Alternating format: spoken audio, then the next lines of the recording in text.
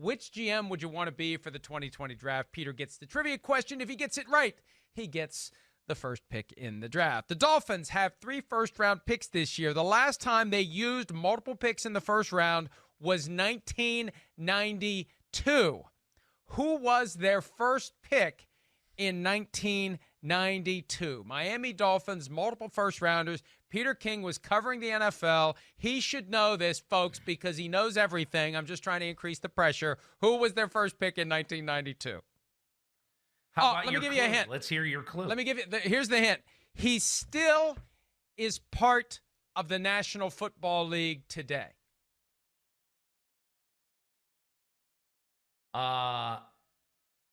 He's part of the league office. Clue. He's part of the league office. Oh, Troy Vincent. That was too easy. All right, I'll give it to you anyway. I'm in a good mood today. Wait, no, don't give it to me because you gave it away. You gave it away. You take the first pick. That's true. Who else in the league office was even drafted? Yeah. What now, Riverrun? Right, yeah. Now that John Runyon's gone. Yeah. Is he gone? I don't know. Is he? I think he's still there. I'm not sure. No, you take it. You take it.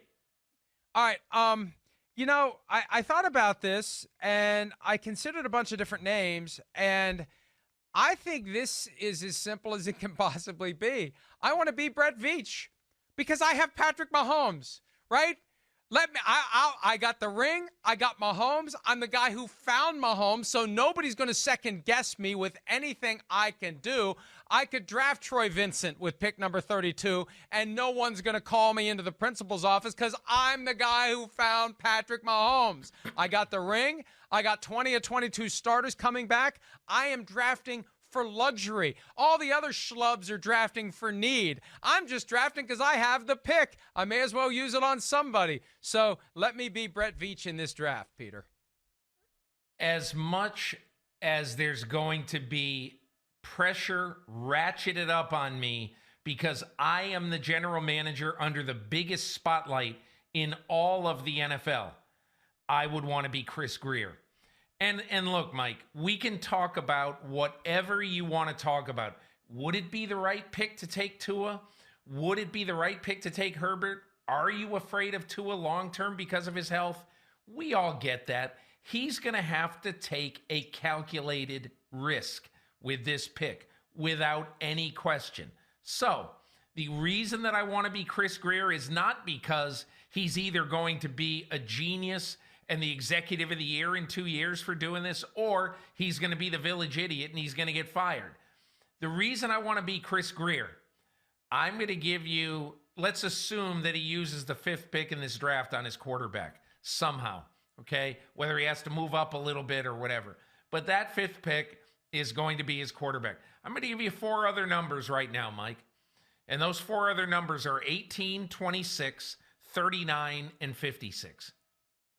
Those are the draft choices that Chris Grier has in a draft that he needs to upgrade his roster at some of the positions that are smack dab right down the middle in the sweet spot of this draft. He could easily still get a very good tackle in this draft with one of those picks. He can bolster his wide receiver core to go along with Devontae Parker. At the other spot. He can also get another really good front 7 player that they need. And so to me, I look at this, and obviously he can get a corner, to basically also bolster that secondary.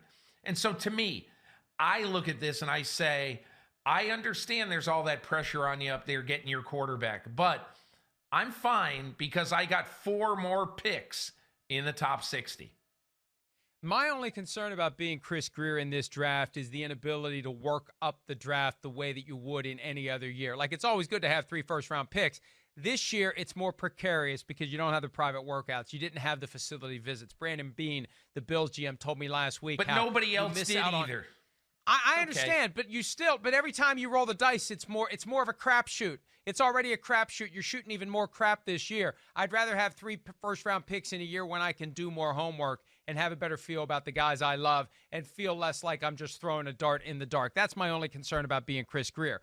one of the picks that he got this year, the 18th overall, comes from the Pittsburgh Steelers. And I would want to be Kevin Colbert in this draft because I could look at my first-round pick that would have been number 18 and say, I got Minkah Fitzpatrick. And in this year, with all the uncertainty, I've got a guy who's going to be the cornerstone member of my secondary like Troy Polamalu was for the next 10 years and maybe longer, because it's clear Fitzpatrick is. And I remember when they traded for Fitzpatrick, it was one of those where we didn't know who was going to trade for Minkah Fitzpatrick, but when the Steelers emerged, it's kind of like, damn it, we should have known that that was the perfect place for Minkah Fitzpatrick. And he's been great for them. There was some talk of Defensive Player of the Year based upon his performance last year.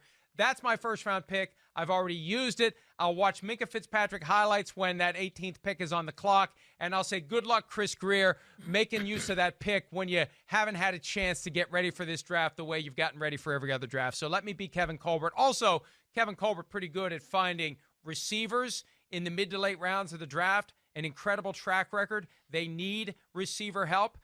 They haven't filled the void with Antonio Brown, and I know that Colbert's got the skills to find the right guy in the right round to help them lift that passing offense to a higher level. Well, if James Washington and or Deontay Johnson come through the way they hope, I would agree with you. But that 18th pick, and again, I love Minkah Fitzpatrick, and I think that is good value for that pick.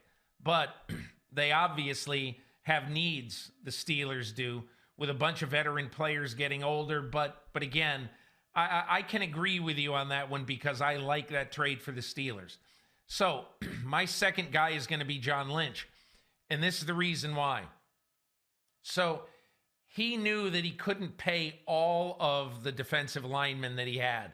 So he gets rid of DeForest Buckner, and now I believe at that higher pick, number 13 overall, he's going to think of one of these really good defensive tackles, Derek Brown, Javon Kinlaw. One of those two guys could come into San Francisco and play right away. This is a Super Bowl team that is a very young team. There's not a lot of positions where you can have somebody come in at a manageable salary, at 1/4 of the money that DeForest Buckner is going to make. At a manageable salary, you have him come in there, and then at number 31, you have the ability to then take the best player available. Now, Mike, everybody is saying the 49ers got to go get a receiver. I don't agree. Okay, and I'll tell you why I don't agree.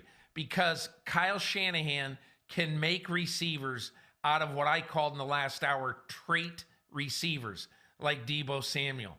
I wouldn't be surprised if they traded down at 31 because they don't pick again until the 5th round after number 31 to trade and to end up maybe around number 50 and still get a first-round caliber receiver if that's what they want.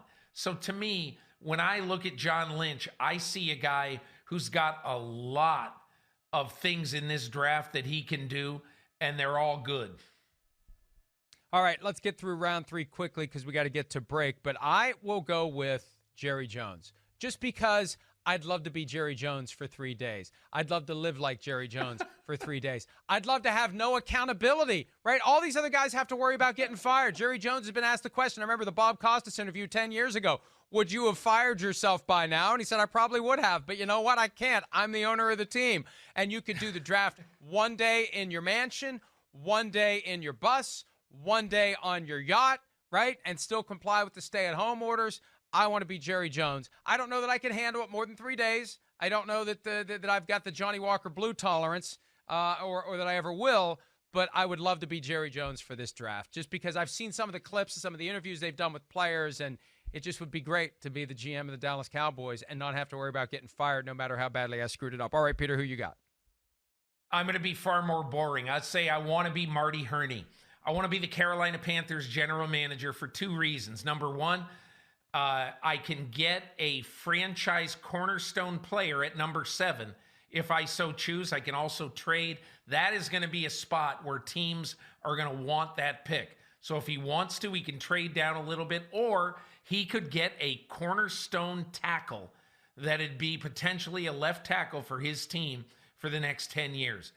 And not only do you have 7 and 38, but you have Matt Rule. You know why Matt Rule is an advantage and why 3 Baylor assistant coaches are an advantage? Hey, Mike, the most important undrafted free agent period ever is this year. In the 2 hours after the 7th round, 500 to 600 players will reach agreement on contracts who were not drafted. And the advantage of having Matt Rule and his staff, all of whom recruited college football or high school football kids heavily, is that now those kids are coming in the draft. He knows them. He knows their mothers. He knows who they are. He knows them as people. So to me, having Matt Rule on your side in undrafted free agency this year is like having 5 extra 6th round picks, because that's the caliber of player you're going to get in the undrafted market this year. Hi, I'm Mike Tirico, and thanks for watching. Make sure to hit subscribe for the latest news and highlights from NBC Sports.